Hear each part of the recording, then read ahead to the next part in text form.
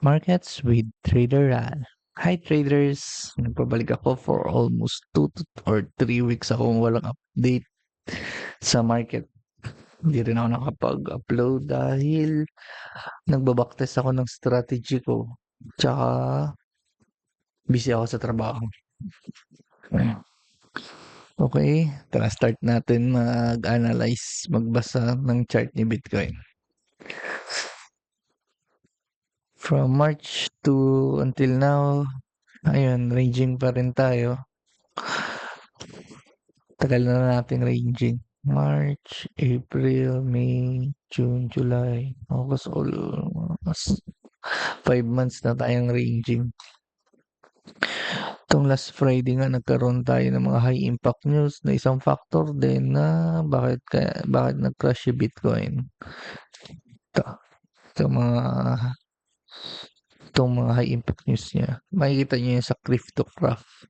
Tapos kung may mga latest update sa market, ayan, makikita nyo rin dito sa News Bitcoin. Check nyo lang. Makakatulong rin yan sa fundamentals. Kung isa kayo sa mga nagtitrade using fundamentals. Okay, pero technical trader ako. Nagbe-base ako sa chart. Kung anong nababasa ko sa chart, doon depende yung trade ko. Tsaka using ang ginagamit ko sa pagbasa ng trade, ng price action, ICT concept, mostly. Yeah. Tsaka yung paano ko i-interpret kung paano ano yung nakikita ko. Itong July natin, yung start ng July, nagkaroon tayo ng deviation from range low. Itong range low natin, ito range high. Ibig sabihin nun, syempre, ang price natin dito lang tumatakbo. Bounce lang. After deviation nga, nagkaroon tayo ng break ng structure. Yeah, ito yung break ng structure. And then, nag-drive yung price hanggang dito. Itong high na to. Dito sa high na to, makikita natin na dahil na itong after reaching this high, after ma-sweep yung liquidity dito, yung mga pera, yung supply, maraming supply, na-cost na ng down move. Ito si Bitcoin. As of now, bullish pa rin ako dahil hindi pa nabibreak itong low na to. Yan, yung low na yan. Bullish pa rin for long term. Long term naman. Iba rin kasi yung scalping ko, yung pag-trade ko, ang ginagamit ko pag-trade ay intra-week. Which, mag-open ako ng trade sa week na yon, then sa week na yon, magka-close rin ako. Pero, ito, for long term naman, for spot trading, kung makakatulong sa inyo, itong long term perspective ko ng pagbabasa, umpisa natin. Dito nagkaroon tayo ng break ng structure. After breaking structure, na-reach nyo yung point na to kung saan maraming supply para mag-retrace yung market. Sa retrace na yan, check natin dito sa Fibonacci. Using ng Fibonacci, nandito tayo sa 61% area. Kung saan yung area na yan, yan na yung discounted price. Mas magandang yung magandang price para bumili. Isang confluence ito. Itong Fibonacci na to. Fibonacci na para bumili. Nandito rin tayo sa range low. Sa range low na to. Kung saan marami ring buyers.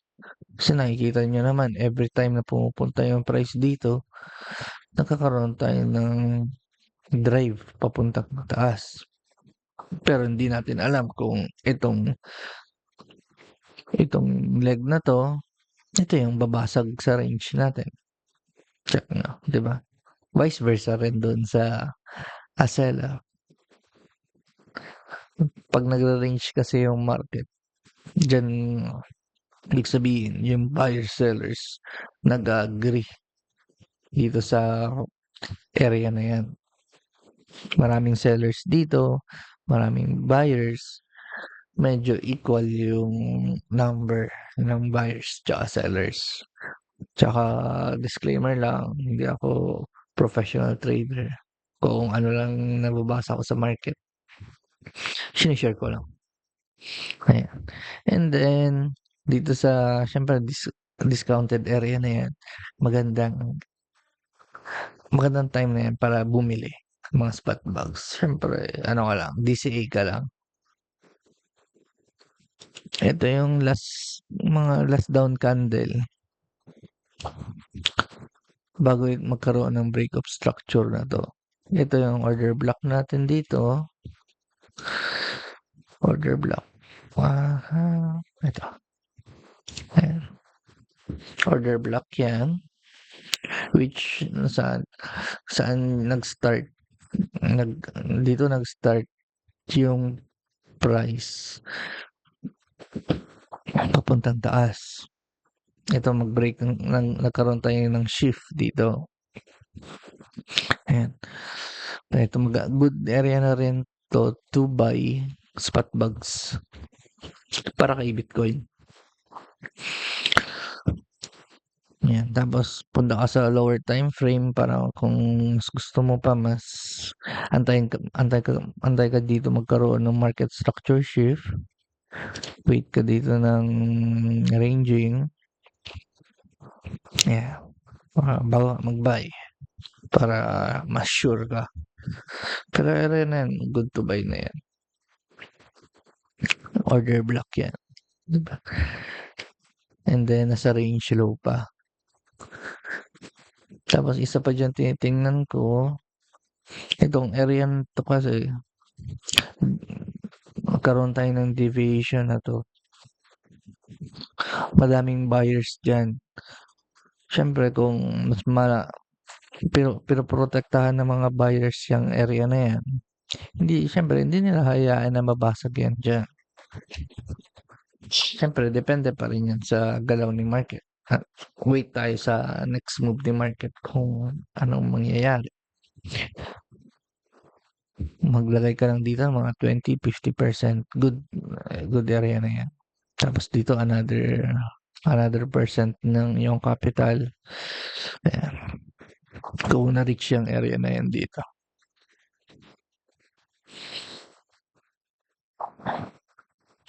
And then, kung as seller na rin, as bearish side, ang price natin, gumagalaw tayo dito ng downtrend eh. Nakikita nyo to yan.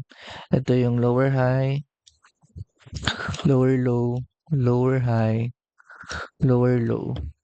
Pwede itong lower high din to create another lower low. Na kung saan pwede natin ma-reach tong 52K, yung 52,000 area na to. Ayan. And then, continuous. Pwede ito mag-continuous na lower low, lower high. Reach na. Itong pwede niya pang makakuha tong yearly open.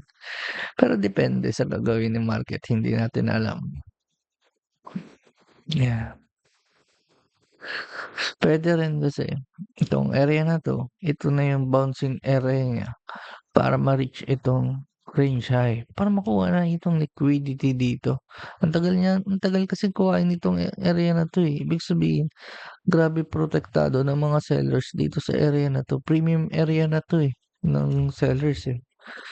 Good to sell na yan. Yung area na yan, yan good to sell.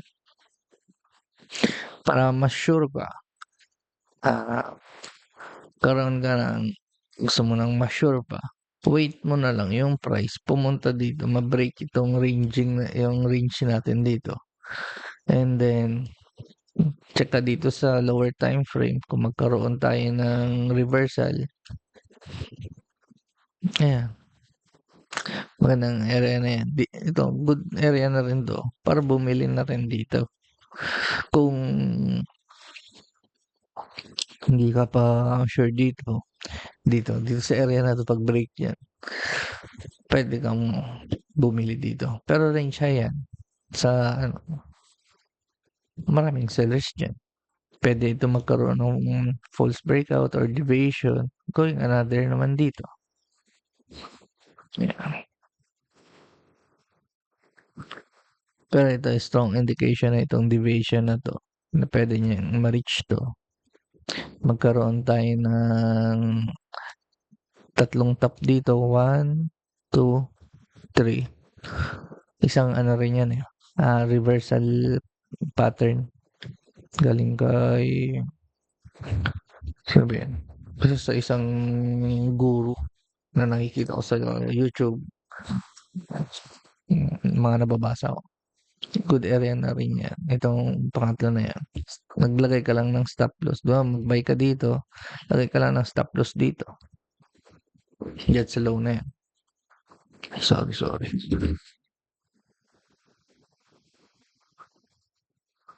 Ayan. Hindi natin kasi alam kung anong gagawin ni market Monthly open. Ay, wait natin. Baka dito sa area na to magkaroon ng sa lower time frame magkaroon ng reversal. Pwede tayong good to long yan. Pero kung siyempre spot bags lang naman, yung area na yan, 61% ng Fibonacci. Discounted area na yan to buy. Parang binibigyan tayo ni market ng pagkakataon para bumili. Sa mga hindi nakabili dito, itong sa low na to, binibigyan tayo ng discount ng market. Tapos yung news pa ngayon, isa pa yung news ngayon, puro market crash, puro bearish. Ayan yung mas nauuna kasi yung pagbasa sa market. Itong price na to sa technicals, mas nauuna to. Mas nauna mong nakikita kaysa news. Mapaplat lang yung news pag nagkaroon na tayo ng price. Na-plot na yung price ni Bitcoin. Bago lang lalabas yung news. Tapos, umakyat na si Bitcoin, doon pa lang ulit papasok yung news kung saan nagbebenta na yung mga big players. Bago na idadump ulit para huli na yung public. Huli na yung mga public bumili. Natrap na naman yung public. Diba? Pero itong area na to, good to buy na yan. DCA ka lang. Pag hindi ka pag nakabili ka dito, yung portion ng capital mo, bili ka ulit dito. Pag pumunta dyan, another dito. Siyempre, yung ilalagay mo dyan, yung kaya mo lang din mawala. Kasi pag nawala lahat yan, kung lahat ininvest mo lahat ng pera mo dyan, sorry. Baka, ano, kaya, disclaimer ha. Hindi ako professional trader, hindi rin ako market advisor. Ayan. Trade at your own risk. Okay, i-share ko sa inyo kung paano ako mag-trade gamit ko intraday, ay intra-week, kung saan yung sa week lang na yun. Sa week lang na yun, doon ako nagtitrade. Tapos, close ko na rin after ng trade na yan. After ng week. Ang week natin by Monday natatapos yung isang week Monday ng 0800, dyan yung start. Ang end rin naman natin yung Monday. Next week ng Monday, 0800. Alas 8 ng umaga. Ayan. Dito nga last week, ang ginagamit ko na pang trade, yung liquidity ng weekly high, liquidity ng weekly low. Tapos, Yung open naman ng week na yon, yun yung parang basehan ko ng kanyang manipulate ng price. Parang power of 3 siya. Search nyo sa YouTube kung ano yung power of 3. Tapos, ginagamit ko yung power of 3 based doon sa one candle ng isang week. Di ba napapansin nyo? Yung mga candle natin, yung candle natin, meron tayong body, meron din tayong mga wick.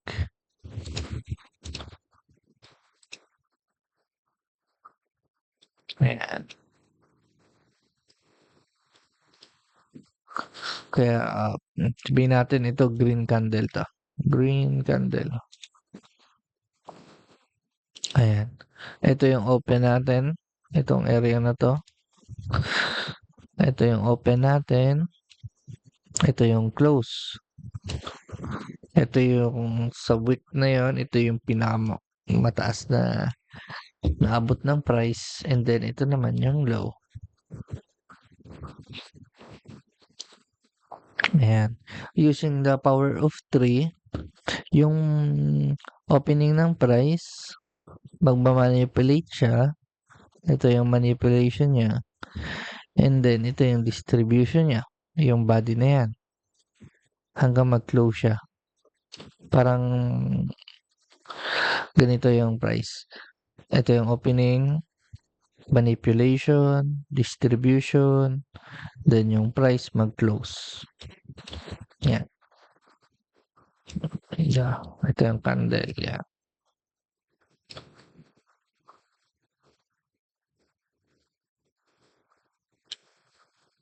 Delete po na natin. Ayan. Tapos, ayun nga, using na intraweek. Ginagamit ko yung previous na liquidity ng week na yon. Kunyari naabot ng price tong liquidity dito, yung mga pera dito sa weekly high. Ang next target na tinitingnan ko, itong weekly low, yung previous week niya. Yan, titingnan ko yan. Ito yung next target ko. Kasi meron kasing pera dito. Meron ding pera dito sa low ng previous week na yan. Kukuhain kung ano ka, kung as a market maker ka, gusto mong kuhain yung isang side na yan para mag-proceed ka sa another liquidity kung saan yung pera ulit. Dito, using nga yung long perspective natin sa 12 bars, meron tayong liquidity dito. Tapos, ito pa nga, yung price dito sa previous week. Tapos dito sa previous week high. Liquidity rin yan. Ibig sabihin, ang daming pera dyan na kung saan kukuhain ng market. Tapos proceed siya to another liquidity dito. Yeah. Tapos isa lang yung ginagamit ko na entry criteria. Ginagamit ko lang yung sa ICT, pang ma-search nyo sa YouTube, yung unicorn setup. Ito yung breaker. Ginagamit nila yung breaker. 'Di ba kasi ang breaker natin, nagkakaroon tayo ng breaker once yung price, 'di ba down move? Wait. Yung price downtrend yan, ito, downtrend. Nagkaroon tayo ng market structure shift. 'Di ba pag order block, 'di ba break of structure. Dito yung order block, area na yan, order block, tapos break of structure dito. Ibig sabihin, dito nag-start yung sa area na yan. Diyan nag-start yung mga sellers, mga buyers to break ng structure to go down pa. Pero ang ginawa ng price, wait lang, yan. Ang ginawa ng price after After ma-break niya 'to, nagkaroon tayo ng sudden movement pataas. Yung order block na 'to, ito na yung naging breaker block natin. May mga na-trap na sellers nandiyan. Dito, itong breaker block na yan, once yung price pumasok ulit na punta diyan, para magli-limit order ako to buy. Magta-target ako ng next na liquidity. Ayan, papunta naman taas. Okay. Yung unicorn setup section sa ICT, ma-explain niya ng maayos doon. Tapos yung breaker din. Order block na doon din. Search nyo nga sa YouTube. Madaming magagaling mag-explain doon. May na kasi ako eh. Mga ganyan. Ito last week. Last week naman, ano ba yung previous high natin? Ito. Ito kasi yung last week ha. Ito yung nakuha kong trade last week.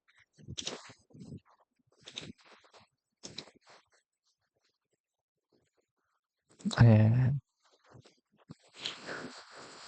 Tapos opening itong area na to. Dito nga yan. Itong area na to dyan nag-open. Yung price hindi niya na-reach itong liquidity dito, yung pera dito. Ibig sabihin may ano natin replay natin.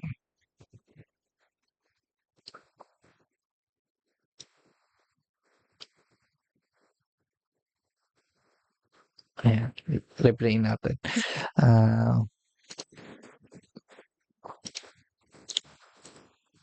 Yung price hindi niya nakuha yung pera dito. Nag-open yung market, ito yung previous high niya, hindi ibig sabihin may pera dito, may pera dito. Yan, may pera yan dyan. Yung price, nag-move yung price pababa na hindi niya na-touch itong area na to. Hindi ko na sinama to. Pero, yan. Hindi niya na-touch itong area na to. Nag-down move siya.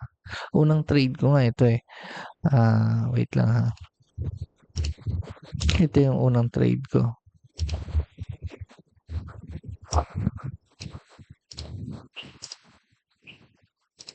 Nakikita ko yung price. Okay. Down move. Wait tayo ng criteria ng unicorn setup.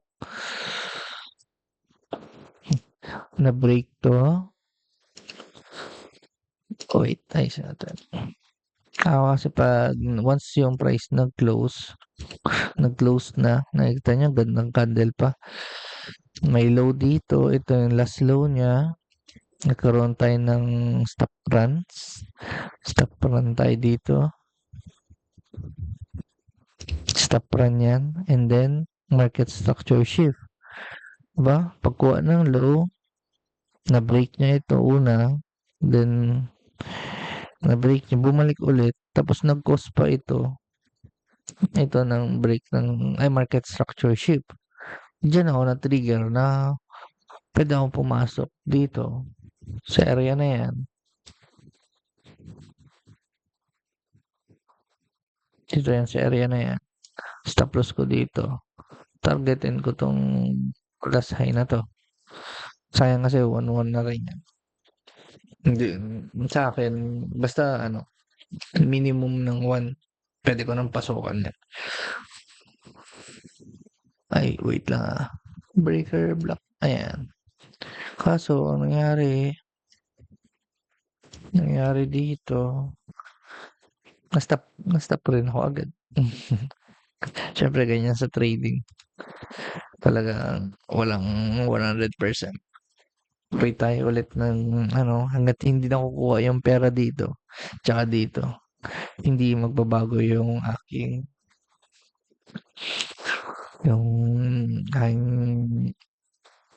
trading strategy. Itatarget ko pa rin tong area na yan.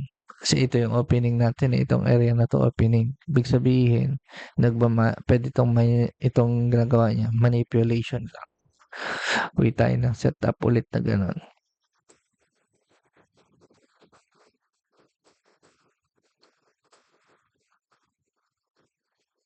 Diba? Antay lang tayo.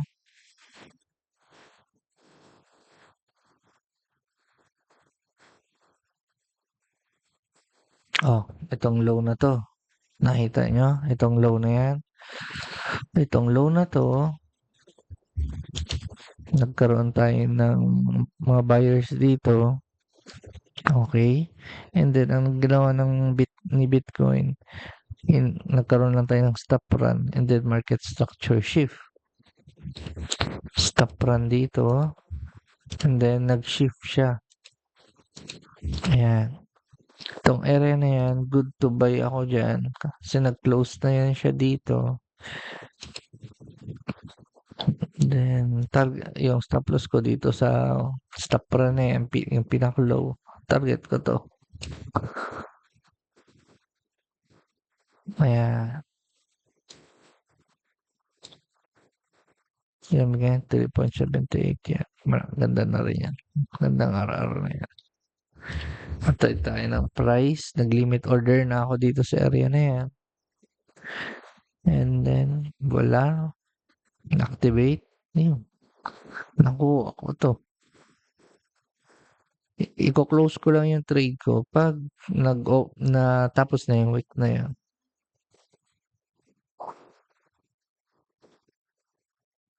Yung kuha ko siya.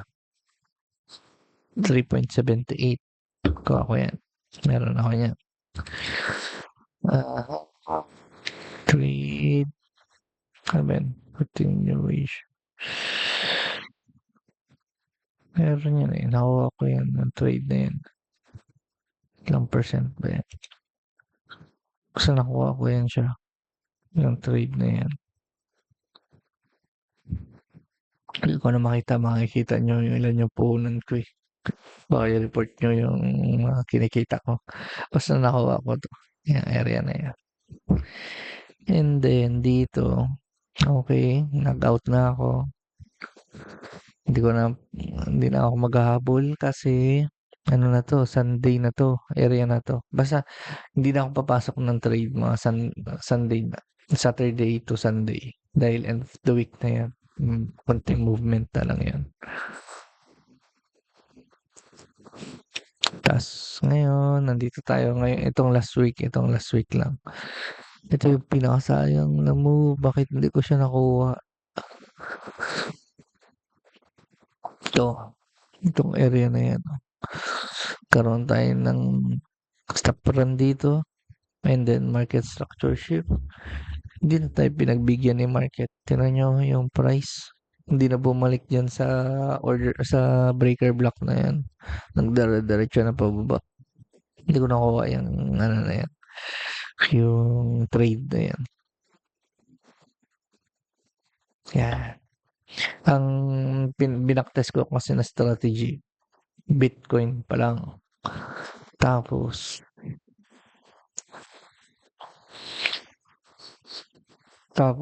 trinay ko siya sa Ethereum. Sa 6 months yan eh. 6 months na duration yun. Ang binigay sa akin ni Bitcoin sa percentage na yun sa 6 months sa puhunan ko is ilang percent? 15% ang binigay niya na may babalik sa akin. Malaki na yun. Pero yung sa 4 months kasi, parang nung April, si Bitcoin na-reach niya yung 23%. Malaking ano na yun. Malaking bagay na yun. Tapos trinay ko rin yung ibakte sa Ethereum. Itong itong week lang rin na to. Sayang lang kasi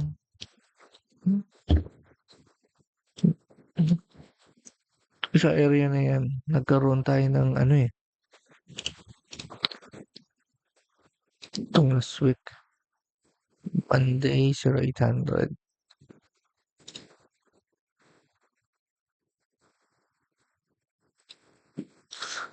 Ay, 0800.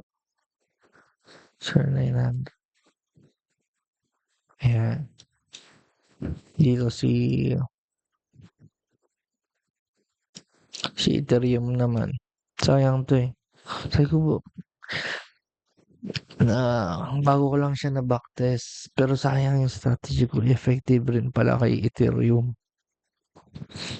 Kita niyo 'to, nagkaroon tayo ng stop run dito, and then nagkaroon tayo ng shift. Ito yung breaker block natin, itong red candle na 'to. I-entry natin yung pag-touch ng area na yan, tapos target natin yung previous low. Laki niya, no? Ayan, ibibigay sa'yo na RR niya. 7.81. Sayang, di ko nakuha. Pero wala, ganyan talaga ang buhay. Kailangan mo talaga i-test yung strategy mo para sa ano, para sa karoon ka ng confidence sa coin na yun. Kasi marami rin klase ng paano ka mag-trade. Pwede ka kung ano-anong coin. Kung nakita mo yung setup mo doon, pwede na yun. I-check mo. Pero sa akin, kasi hinahabol ko yung by percentage kung ilan may ibabalik niya sa puhunan ko. Ayun. Okay, yun lang. Share ko lang yung strategy ko. Tapos update ko kayo ng bi-weekly end of the week kung ano nangyari sa trade ko. Okay? Kita tayo sa next episode ko, ang Markets with Trader. Thank you.